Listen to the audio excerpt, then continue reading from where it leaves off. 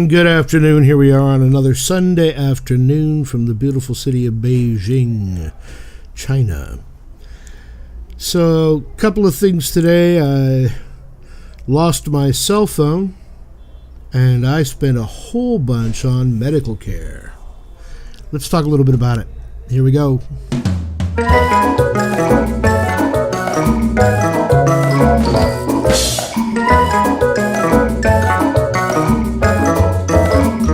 So I lost my cell phone. Yeah. Everything, of course, as we know these days, is on your cell phone. Everything from your ability to keep in touch with friends via Weixin, or your ability to pay, Samsung Pay, Alipay, WeChat. We all know this stuff, but we also know this, that the cell phone has become, I hate to say it about any technology object, but indispensable. Once you have it, it's indispensable. There are still people that don't use them. There are still people that use flip phones that do nothing but work as actual phones, which means they almost never use them, because who makes a phone call anymore? People over 50. That's who make a phone call. So we've got an entire generation of people walking around getting neck problems because they can't look up from their phone long enough to realize they're standing in the middle of traffic or bumping into people, blah, blah, blah. Anyway, I lost my cell phone. I either laid it down, we were at an animal park with the kids, and I laid it down, or it fell out of my shirt pocket. Either way, it ended up in somebody else's pocket. I tracked it for a while, and then I just wiped it and said to heck with it. It wasn't that expensive, and I could easily replace it. So I went down and I immediately got the SIM shut off, because, of course, I don't have the physical SIM. It's in the phone. And I was like, how much for the same number and a new SIM, because I need to put it in a new phone? And they said, well, we'll sell you a phone too. And I said, no, I want a Samsung. And all they had was Huawei and I don't know, other Chinese brands. So I said, no, thank you. And they said, okay, well, here, just take the SIM. It was free. It was freaking free. Now, I am not touting the virtues of a communist system, and I'm not even sure that is one. I think that's just the way SIMs should work. Free? It cost me $100 or more to do that back in the States. I don't know. Maybe you guys get your SIMs for free too. I just seem to remember having to pay for my SIM when I lost my phone in the States. Yes, I've lost my phone before. Get off my back. So also, and I'm going to keep that fairly short because it's a boring story, but the only reason I told it was because the SIM's free, and I'm absolutely fascinated by hordes of zombie-like people walking along with their nose in their cell phones. I see it here on the subway. I see it in the middle of the street. The younger they are, the more likely it is to occur. I don't like them, but they're tech, and I'm also kind of a technophile, so I have a tendency to...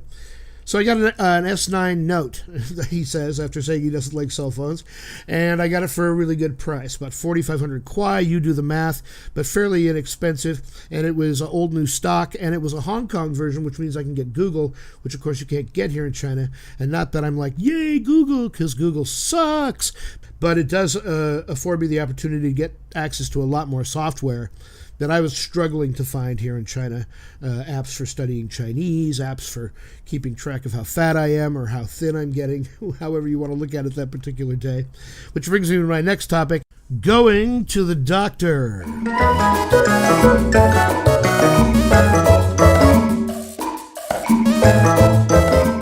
Yes, it finally happened. I have to go to the doctor. Had to go to the doctor.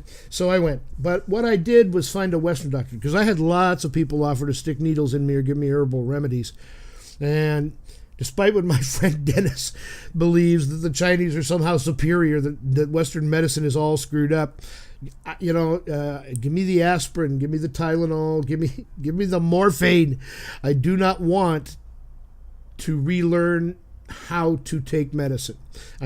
Okay, that's it. I don't really have anything else to say except that. So I found a Western doctor, of which there are, by the way, many, but they're much more expensive here in Beijing. They're closer to, well, they're more expensive than Beijing. So what we did was I found a place called Raffles, Raffles Medical Center. So I'm assuming that's somebody's name.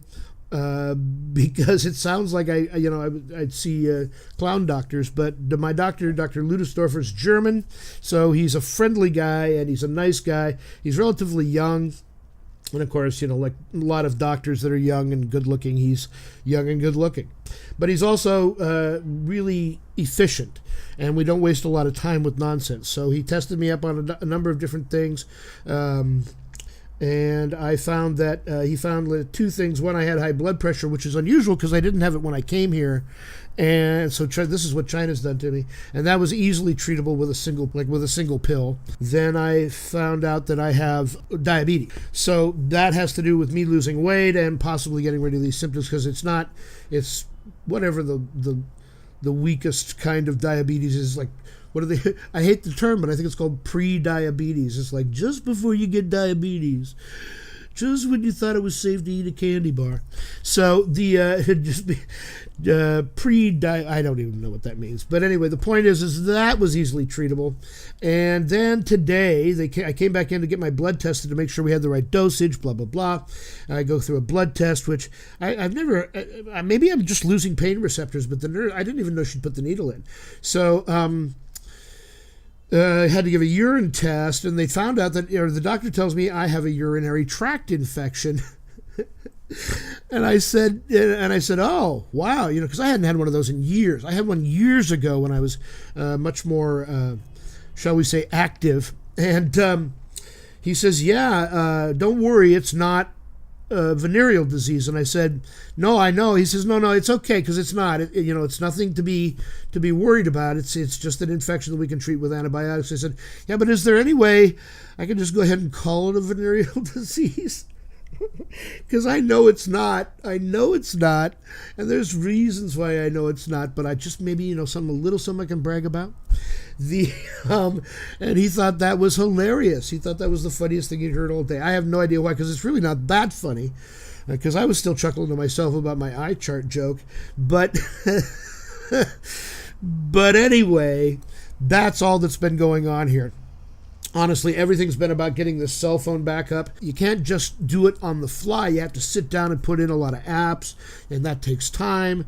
And you have to make sure it's working. Okay, is it different than my other phone? Blah, blah, blah, blah, blah. So I got that all set up. I got all my medicine. I spent a whole bunch on medical care because the medicines, I say a whole lot, but it was 7,000 kwai, which again is, that's just not a lot of money for what I went through. So, and yet it's still much more expensive than it would be if I'd gone to a Chinese hospital, where I probably would have had to bribe somebody just to get service, unless I took a Chinese person with me. So there you are. That's what's going on in Beijing. I hope everybody's doing well. It's spring here in Beijing, so the weather is nice, the apartment's open, and the trees are green, and the traffic doesn't seem to make as much noise now, and I don't know, all things are lovely and kind. We'll talk to you later next time. Remember, always be courageous and kind.